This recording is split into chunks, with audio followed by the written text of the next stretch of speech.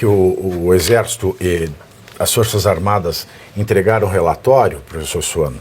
Eu até fui citado, né, numa ação do Ministério Público que moveu contra a Jovem Pan, porque eu fui citado assim: Pavinato leu a notícia corretamente, mas deu ênfase na parte errada do relatório.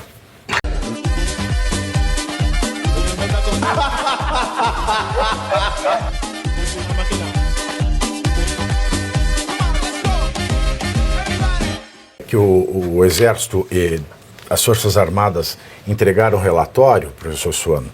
Eu até fui citado, né, numa ação do Ministério Público que moveu contra a Jovem Pan, porque eu fui citado assim: Pavinato leu a notícia corretamente, mas deu ênfase na parte errada do relatório. Olha o ridículo que nós chegamos, foi esse. E que dizia, o relatório é o seguinte: a gente foi fazer o relatório, não podíamos usar caneta, só lápis. Nós vimos os procedimentos por telão e, de tudo que foi visto ali, de fato não há fraude. A gente só saberia mesmo se nos fosse dado o código-fonte, mas não foi dado. E o que foi conferido, não há fraude no que foi conferido. Então a gente não pode mais abordar a coisa por inteiro. Tá, as Forças Armadas disseram que não há fraude, não é possível fraude, não. Mas naquelas condições, nas condições que eles requereram e não foram atendidos, eles não poderiam dizer, é claro, que não poderiam dizer que nem que sim, nem que não. Ah, mas tem a auditoria da USP, tem a auditoria da Federal do Pernambuco e mais uma outra auditoria que eu esqueci.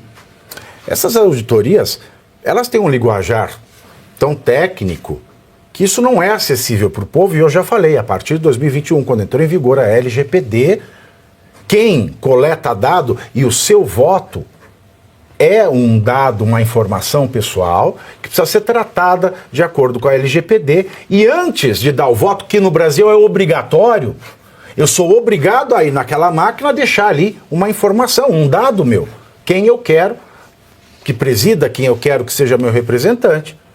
E se eu sou obrigado a deixar um dado meu ali, o TSE, que é responsável, ele é obrigado a cumprir a LGPD e fazer gibi, desenho, do jeito que eu falei aqui mesmo antes. Coisa que não fez.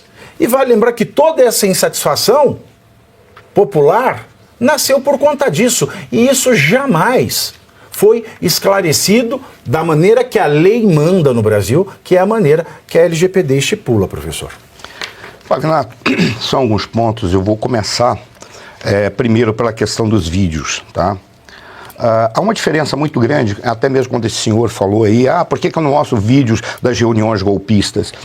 Os vídeos das supostas reuniões golpistas, ou supostos vídeos das supostas reuniões golpistas, eles são suscetíveis a interpretações.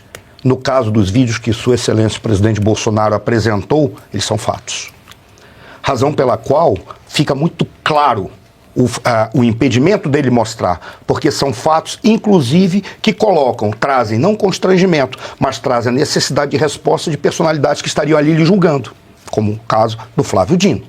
Exato. Primeira coisa, tem uma diferença fundamental. Os vídeos do Bolsonaro são fatos. O que está sendo atribuído ao Bolsonaro? Que ele queria tocar fogo no Brasil e queria dar um golpe de Estado. Basicamente é isso. O que os vídeos demonstram? Ele foi muito pelo contrário, ele foi contra qualquer ação que atacasse as instituições, que depredasse patrimônio público ou que trouxesse violência para a sociedade. Isso é fato, está ali. É óbvio que ele não poderia, dentro daquilo que foi articulado por Sua Excelência, o ministro Alexandre de Moraes, não poderia mostrar isso porque estaria para o mundo inteiro, apresentando para o mundo a mentira que estava sendo contada naquele tribunal, que eu já não sei o que aquilo é. Certamente, os livros de história compararão esses tribunais aos tribunais que aconteceram na Alemanha na final da década dos 30 e do início da década dos 40, quando os opositores eram colocados na situação em que eles estavam apenas ali para escolher que tipo de morte lhes seria atribuída. Nada mais, nada menos que isso. Porque eles já estavam sendo julgados exatamente por confrontarem e questionarem um regime que estava destruindo o próprio povo alemão, além de colocar sob risco a própria humanidade. E vale lembrar só uma expressão que era usada em alemão, mas traduzindo para o português, deslegitimar deslegitimar, essa é a palavra, deslegitimar as políticas do Führer. Sim. E o que foi dito naquela audiência? Deslegitimando as urnas, deslegitimando o processo eleitoral. Então você troca a urna por processo eleitoral, por Führer, é o mesmo crime da Alemanha nazista, deslegitimar políticas do Führer. Olha, exatamente, Pavinato, tem mais um detalhe. É interessante que você disse que quando você foi citado, que você deu ênfase exatamente àquilo que anulava ou minorava os efeitos quaisquer que sejam. Mas, curiosamente, a mídia geral, aquela que recebe publicidade do governo, ela deu ênfase exatamente em dizer, não, mas o Exército falou que está tudo correto. Ela só leu o press release do governo, exato, não leu inteiro. Ela não leu aquilo que o Exército falou de real, de concreto. Eu não posso dar nenhum parecer definitivo porque eu não tenho os códigos-fontes. Agora, até aquilo que foi mostrado, é óbvio que você mostrar num conjunto de elementos da maneira inadequada, sem apresentar internamente, sem permitir que você abra os elementos que são essenciais e estruturais do processo, você vai dizer, não, está tudo funcionando. É como eu simplesmente dizer para você, olha, eu vou te entregar exatamente aquilo que confirma o que eu estou demonstrando ou o que eu estou defendendo. É óbvio que você vai dizer, com base nesses elementos aqui, você está certo. Foi o que eles fizeram. Então, a mesma mídia que criticou, as pessoas que criticaram dizendo que você deu ênfase quando você foi citado a um elemento específico, a outra mídia deu ênfase exatamente aquilo que era necessário para descaracterizar quaisquer questionamentos acerca, seja das urnas, seja do processo eleitoral. Como você bem demonstrou aqui durante muito tempo, o problema do processo, da fraude não se dá exclusivamente na urna, porque isso não tem nem como verificar. Ninguém tem acesso para poder verificar se a urna é fraudável ou não, porque não foi entregue o código-fonte, exceto se esteja alguma informação que vai correr por aí, dizendo que não, foi entregue sim, mas isso tem que ser deu.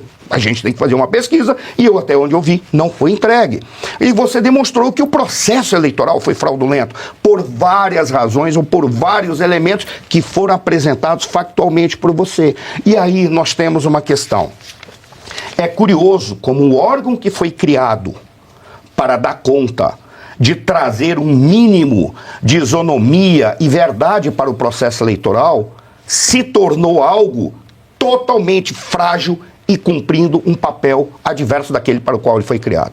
O TSE, essa coisa que é o Tribunal Eleitoral, que como o Marcelo falou, não sei se é algo exclusivo do Brasil, mas pelo que eu vejo, só o Brasil tem. Ele foi criado para tentar resolver um problema que havia na República Velha. Esse problema era simples. A diplomação se dava por um conselho que era criado, Comissão Verificadora de Poderes, dentro das Assembleias Legislativas e dentro dos parlamentos, composto por 5 membros, que eram os mais antigos dentre os deputados que compunham aquele legislativo. E eram eles que diziam, houve fraude, e eles titulavam e diplomavam quem eles queriam. Eles eram um instrumento de reforço da fraude que acontecia na República Velha. O que nós encontramos? Cria-se um órgão para dizer, vamos retirar do legislativo para criar um órgão autônomo. Ao longo do processo histórico, esse órgão autônomo se tornou o quê? Algo vinculado ao executivo e às necessidades do executivo. Estão falando exatamente aquilo que é interesse de um executivo ou daqueles que vão ocupar o executivo em um determinado momento. Aí você pega e diz assim, não, mas eles são vinculados porque o presidente do TSE é o presidente do STF. Já é uma aberração isso. Isso é uma aberração. Não, é diferente, é só do CNJ que... Não, desculpa. Ele é membro do STF. É um membro do STF, desculpa, é um membro do STF, não um presidente, no caso do CNJ. Já é uma aberração. Não poderia ser alguém do STF para ocupar a presidência do TSE. Deveria ser um órgão autônomo em relação a todos os demais poderes. Não à toa, alguns países não têm 3 poderes, executivo, legislativo e judiciário. Tem executivo, legislativo e judiciário e o poder eleitoral. E eu não quero citar a Venezuela, porque a Venezuela criou isso e tornou-se uma nova aberração. Por quê? Porque vinculou ao executivo, tal qual está acontecendo aqui no Brasil. Esse órgão que era para ser autônomo, ele é vinculado ao judiciário por intermédio do STF, que um membro do STF é presidente do TSE, que é vinculado ao executivo. Então a gente tem uma salada de aberrações que fazem exatamente contrário àquilo para o qual esse órgão foi criado. Ao ponto de eles não permitirem a única coisa que deve ser permitida numa democracia como pilar, as outras decorrem disso. O direito à contestação, como você certamente numa entrevista falou, e eu passei a utilizar isso como uma condição, se não suficiente, uma das principais condições necessárias para existir a democracia. Eles não querem dar o direito à contestação. Aí nós tivemos essa bizarrice que foi esse julgamento, em que tem 2 juízes que trabalham com advogados de acusação, no caso como promotores, que estiveram lá fazendo perguntas para o Bolsonaro e não permitindo o Bolsonaro apresentar os fatos que demonstram a sua inocência. Você mata a possibilidade de recontagem, você mata a possibilidade de contestar, porque contestar é perguntar. Se a resposta já não é possível, porque não tem como recontar nada, você não pode nem contestar, é perguntar, fazer uma pergunta primária, professor. Sim. Você não pode nem perguntar. Foi isso mesmo? Você não pode. Não dá. E tem mais ainda, o que é ridículo. Porque o Alexandre de Moraes, que ali estava sentado, porque o crime de golpe de Estado é você tentar dar um golpe num governo legitimamente eleito. Para ser legitimamente eleito, você precisa ser eleito conforme a lei eleitoral. A lei eleitoral do Brasil diz que a resolução do TSE, o TSE, aliás, só pode fazer resolução até o dia 5 de março do ano da eleição. E o Bolsonaro até falou na audiência. O que explica a resolução do senhor Alexandre de Moraes de 20 de outubro do ano da eleição? Porque está fora da lei. E se está fora da lei, a eleição não é legítima. É simples assim. A legitimidade no Estado de Direito é a lei. Está conforme a lei, é legítimo. Não está conforme a lei, é legítimo. É fácil. Não precisa ser nenhum Einstein para entender. Agora, muito me espanta essa cegueira nacional, essa burrice da esquerda. Está escrito na lei, tem data, dia e mês do ano da eleição. O Alexandre de Moraes fez uma resolução 7 meses e meio depois, minha gente. Como é que pode uma coisa... E é ele que está ali sentado julgando. Mas quando ele colocou este ponto, ele silenciou, foi para outro assunto. Sim. E quando o Bolsonaro trouxe o inquérito 1361, 2018, ele mentiu. Ora, se a reunião do Bolsonaro com o embaixador foi feita quando esse inquérito estava sob sigilo, quem é que podia dizer que houve alguma resolução satisfatória a esse ponto do inquérito? Eu vou colocar aqui de novo o inquérito que estava sigiloso no momento da reunião. Põe a página aí, alemão. Olha essa página. Esta página em específico é a página 2, assinada pelo secretário de Tecnologia da Informação, o responsável pela TI do TSE. Nesta página, vocês veem, lá em cima está sigiloso, está colocado no momento em que isso foi discutido com os embaixadores, estava sob sigilo. Então, ninguém tinha uma resposta, por exemplo, ao item 5.4 e 5.5. feitas pelo próprio secretário de TI do TSE. O que ele diz? As credenciais de acesso aos servidores usadas pelo JEDI Urna Eletrônica podem permitir que alguém dentro da internet da Justiça Eleitoral consiga copiar os dados dos eleitores e candidatos que alimentam as urnas, mas sem a capacidade de adulterá-los. Aí 5.5. As chaves usadas pelo JEDI Urna Eletrônica ainda requerem uma análise de risco mais detalhada. Isso porque parte das chaves são geradas no momento da lacração e o acesso indevido diz respeito a material presente no ambiente de desenvolvimento. Ou seja, o software lacrado usa chaves diferentes. Na hipótese de serem as mesmas, existe a possibilidade de manipulação de arquivos de configuração que alimentam o software da urna. Tá aí, nós estamos tratando de uma página da Folha, exatamente da Folha 276 deste inquérito aberto pela Rosa Weber, então presidente do TSE, em 2018. Isso nunca foi respondido. E ele... Não, e ainda tem outro ponto, me permita, a mesa, que quando em 2015, Pavinato, a Dilma ela vetou e depois o veto foi derrubado e o STF, mais uma vez, já interferiu, qual foi a desculpa naquela época? Que o gasto para as urnas com comprovante por escrito, impresso, seria de 1,8 bilhões de reais na época. Veja, nós hoje temos um orçamento total do TSE, mais os tribunais regionais, de mais de 11,2 bilhões de reais por ano.